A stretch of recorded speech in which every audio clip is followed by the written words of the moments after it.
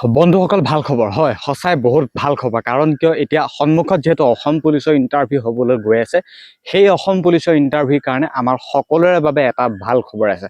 আৰু লগতে আৰু এটা ভাল খবৰ আছে যে ইণ্ডিয়ান আৰ্মি অগ্নিবীৰত এইবাৰ অসমৰ পৰা প্ৰায় 1000তকৈ অধিক কেণ্ডিডেটে চাকৰি পালে হয় বন্ধু বান্ধৱীসকল শ্বিলঙে আৰু যোৰহাটে আৰু শিলচৰ নাৰেঙ্গী মানে আমাৰ অসমৰ প্ৰায় ৩৫খন যেহেতু ডিষ্ট্ৰিক্ট আছে এই ৩৫খন জিলাৰ টোটেল কেণ্ডিডেটে চাকৰি পাইছে 1000তকৈ অধিক গতিকে বহুত ভাল খবৰ 2 দিন পূৰ্বে ৰিজাল্ট দিছে ইণ্ডিয়ান আৰ্মি অগ্নিবীৰৰ আৰু যিটো প্ৰচেছ হৈ গ'ল অগ্নিবীৰৰ কথা মই অসম পুলিচৰ বাবে ভাল খবৰ কিয় আনিছো ভিডিঅ'টো চালে গম পাব শেষলৈকে চাব কাৰণ কিয় মই পুনৰবাৰ কৈছো অসমৰ পৰা প্ৰায় 1000তকৈ অধিক কেণ্ডিডেটে চাকৰি পালে য'ত নেকি সেই কেণ্ডিডেটখিনি বয়স আছিল 18 বছৰৰ পৰা 21 বছৰ আৰু সেই যি 1000 কেণ্ডিডেটে চাকৰি পালে সেই তাৰ ভিতৰৰ পৰা এনেকুৱা বহু কেণ্ডিডেট আছিল য'ত নেকি অসম পুলিচত তেওঁলোকে এপ্লাই কৰি থৈছিল অসম পুলিচত তেওঁলোকে এপ্লাই কৰি থৈছিল বিভিন্ন পদত তেওঁলোকে ইণ্টাৰভিউৰ বাবে এপ্লাই কৰি থৈছিল আৰু এতিয়া তেওঁলোকে চাকৰি পালে অৱশেষত তেওঁলোকৰ এতিয়া জইনিং হ'ব বা এপইণ্টমেণ্ট আহিব তেওঁলোকে এতিয়া ইণ্ডিয়ান আৰ্মি অগ্নিবীৰত গুচি যাব এতিয়া তেওঁলোকে অসম পুলিচৰ ইণ্টাৰভিউটোৰ বাবে ৱেইট কৰি নাথাকিব আৰু যিসকলে এটা অসম পুলিচৰ ইণ্টাৰভিউটোৰ বাবে ৱেইট কৰি আছে বা ইণ্টাৰভিউটো দিম বুলি ভাবি আছে বহুত যত্ন কৰি আছে প্ৰেক্টিচ চলাই আছে তেওঁলোকৰ কাৰণে এতিয়া অলপমান হ'লেও মানে এটা ভাল খবৰ কাৰণ তেওঁলোকৰ মাজৰ পৰাই এনেকুৱা কিছু কেণ্ডিডেটে অগ্নিবীৰত চাকৰি পালে য'ত নেকি এতিয়া কিছু সংখ্যক হয়তো অগ্নিবীৰত যাবগে বা হয়তো সকলোৱে যাবগে কাৰণ ইণ্ডিয়ান আৰ্মি হেন এটা চাকৰি এৰি হয়তো অসম পুলিচৰ সকলো চাকৰি ভাল কিন্তু অসম পুলিচৰ ইণ্টাৰভিউটোৰ বাবে ইমান দেৰিকৈ হ'ব লগা ইণ্টাৰভিউটোৰ বাবে তেওঁলোক ৱেইট কৰি নাথাকিব বাৰু যি কি নহওক এতিয়া 1000 কেণ্ডিডেট কমি গৈছে বুলি ক'লেও হয়তো ভুল নহ'ব কাৰণ অসম পুলিচৰ এতিয়া একো নটিফিকেশ্যন নাই একো আপডেট নাই ইণ্টাৰভিউ নৱেম্বৰ ডিচেম্বৰত হ'ব এতিয়া য'ত নেকি 2 দিন পূৰ্বে অগ্নিবীৰত চাকৰি পাই গ'ল সেইখিনি কেণ্ডিডেটেনো ক'ত এতিয়া অসম পুলিচৰ ইণ্টাৰভিউৰ বাবে ৱেইট কৰি থাকিব তেওঁলোক তেতিয়া জইনিঙত যাবগে বা ট্ৰেইনিঙত যাবগে বা তেওঁলোকৰ 6 মাহ ট্ৰেইনিং হ'ব ট্ৰেইনিং কমপ্লিট নকৰিতো তেওঁলোক অসম পুলিচৰ ইণ্টাৰভিউটো দিবলৈ আহিব নোৱাৰে গতিকে সেইটো কাৰণে কৈছো তেওঁলোক গৈছে তেওঁলোকৰ বাবে ভাল খবৰ দেশৰ হৈ কাম কৰা ভাল হওক কাৰণ তেওঁলোকে এটা পজিটিভ মাইণ্ডত থাকি আজি তাৰিখত অগ্নিবীৰত চাকৰি পালে 1000তকৈ অধিক কেণ্ডিডেটে আৰু এতিয়া মই অসম পুলিচৰ বাবে ভাল খবৰ কিয় কৈছো তোমালোকে হয়তো নিশ্চয় গম পালাই কাৰণ কিয় 1000 কেণ্ডিডেট তোমালোকৰ মাজৰ পৰা অন্য এটা বিভাগত চাকৰি পাই গ'ল আৰু এতিয়া তোমালোকে যুঁজি থকা অসম পুলিচ ফৰেষ্ট কামাণ্ডো যিয়ে নহওক কিয় যিখিনি পোষ্টৰ বাবে তোমালোকে যুঁজি আছা এইখিনি পোষ্টত তোমালোকে এতিয়া যিটো মানে যুদ্ধত নামি আছে সেই যুদ্ধত তোমালোকে মানে জিকিবৰ বাবে অলপমান হ'লেও তোমালোকৰ হাতত চান্স আছে 1000তকৈ অধিক ভাবিছ যথেষ্ট কেণ্ডিডেটে চাকৰি পাইছে এইবাৰে বাম্পাৰ এনেকুৱা ভেকেঞ্চিৰ কথা গম পাইছো আৰু নিউ অগ্নিবীৰ ভেকেঞ্চি আকৌ আহিব নতুনকৈ অগ্নিবীৰ ভেকেঞ্চি আকৌ আহিবলৈ গৈছে যিহেতু 2 দিন পূৰ্বে ৰিজাল্ট দিছে এতিয়া এইখিনি 6 মাহ ট্ৰেইনিং হ'ব তাৰপিছত তেওঁলোকে 6 মাহ ট্ৰেইনিঙৰ এই সময়খিনিতে 3-4 মাহমানৰ পাছতে অগ্নিবীৰৰ বাবে নতুনকৈ ভেকেঞ্চি আকৌ আহিব জিডি ট্ৰেডমেন ক্লাৰ্ক এনেকুৱা যিখিনি ভেকেঞ্চি আহিবলগীয়া থাকে অগ্নিবীৰৰ সেইখিনি পুনৰ আকৌ অগ্নিবীৰৰ ভেকেঞ্চি আহিব জানাই যে অগ্নিবীৰ জিডিৰ 21 বছৰলৈকে এপ্লাই কৰিব পাৰি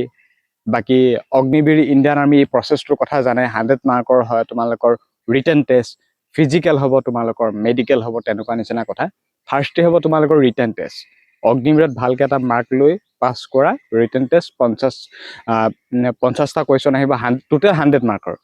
অগ্নিবীৰত টোটেল 100 মাৰ্কৰ এক্সাম হ'ব এক্সামটো পাছ কৰিব লাগিব পাছ কৰাৰ পিছত তোমালোকে ফিজিকেল দিবলৈ পাবা ফিজিকেলৰ এতিয়া যথেষ্ট সময় দিয়া হ'ল 6 মিনিটমান দি দিয়া হ'ল অগ্নিবীৰৰ এতিয়া ফিজিকেল প্ৰচেছটো বহুত ইজি কৰি পেলালে গতিকে ৰিটেনটো যেনে তেনে পাছ কৰা ইণ্ডিয়ান আৰ্মি অগ্নিবীৰ তাৰপিছত ফিজিকেলো পাছ হ'বই কাৰণ টাইম যথেষ্ট দিয়া হ'ল গ্ৰুপ কেইবাটাও কৰি দিলে ফিজিকেল প্ৰচেছটো বহুত ইজি হৈ গ'ল বাকি মেডিকেলো পাছ হ'ব মেডিকেলো এইবাৰ যোৱাবাৰ ইমান টাফ হোৱা নাছিলে সকলোবিলাক এতিয়া মুঠতে তোমালোকৰ হাতৰ মুঠিতেই আছে খালি তোমালোকে মাইণ্ডছেটটো ঠিক কৰিব লাগে যদি তোমালোকে ইণ্ডিয়ান আৰ্মি অগ্নিবীৰ নিউ ভেকেঞ্চিৰ বাবে যদি ৱেইট কৰি আছে তেনেহ'লে মাজত মাত্ৰ আৰু 2-3টা মাহ আছে এইকেইটা মাহৰ পিছতে বা এইখিনি সময় যোৱাৰ পাছতে তোমালোকৰ অগ্নিবীৰৰ বাবে নিউ ভেকেঞ্চি আকৌ মুকলি কৰি দিব new Indian army Agniveer vacancy আকৌ মুকলি কৰি দিব আজি তাৰিখত বহুত কেণ্ডিডেটে চাকৰি পালে আমাৰ অসমৰ পৰা আৰু আমাৰ অসম পুলিচৰ ইণ্টাৰভিউ হ'বলৈ গৈ আছে এই বৰ্ষৰ শেষৰ ফালে নৱেম্বৰ ডিচেম্বৰ গতিকে সেইটো হিচাপতে মুঠতে সকলোৰে ফালে ভাল খবৰ, কাৰণ আমাৰ অসমৰ কেণ্ডিডেটে চাকৰি পাইছে, অসমৰ ল'ৰা, অসমৰ সন্তানে, গতিকে ভাল খবৰ। গতিকে ভিডিঅ'টোত ইমানখিনিয়ে কথা আছিল যে new Indian army Agniveer vacancy আকৌ আহিব। যিসকলে ৱেইট কৰি আছে, নিউ ভেকেঞ্চিৰ বাবে ৱেইট কৰি আছে, তেওঁলোকৰ বাবে ভাল খবৰ যে নতুনকৈ পদ আকৌ মুকলি কৰি দিয়া হ'ব। আৰু লগতে আমাৰ ইণ্টাৰভিউসমূহো অসম পুলিচৰ ফৰেষ্ট কামাণ্ডো SI এইখিনি কথা কৈছোঁ এই বৰ্ষৰ শেষৰ ফালে হ'ব। আৰু সেইটো হিচাপত ক'বলৈ গ'লে এইবাৰ অসম পুলিচৰ ইণ্টাৰভিউটোত মানে অকণমান হ'লেও চান্স আছে এই যুঁজখনত যুঁজিবলৈ, কাৰণ তোমালোকৰ মাজৰ পৰা 1000 কেণ্ডিডেটে এতিয়া অগ্নিবীৰত গুচি গৈছে। সেইটো হিচাপত ভাবিছোঁ মুঠতে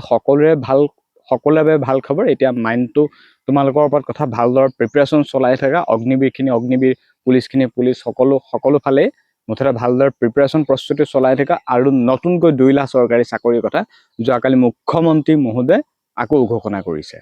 আৰু সেই ঘোষণা কৰাৰ পূৰ্বে তেওঁ ষ্টাফ ফ'ৰ্চ গঠনো কৰি দিছে, এটা ফ'ৰ্চ গঠন কৰি দিছে নতুনকৈ, য'ত নেকি 2 লাখ চৰকাৰী চাকৰি সিদ্ধান্ত তেওঁলোকৰ মতে হ'ব, ক'ত কেনেকৈ কি হয় নহয়, কেনেকুৱা কি প্ৰচেছ হয় নহয়। গতিকে ষ্টাফ ফ'ৰ্চ 2 লাখ চৰকাৰী, অসম চৰকাৰ, ষ্টেট, চেণ্ট্ৰেল সকলো ফালৰ পৰা ভাল খবৰ। লগতে SSC যিদৰে এতিয়া 2 এদিনৰ পাছত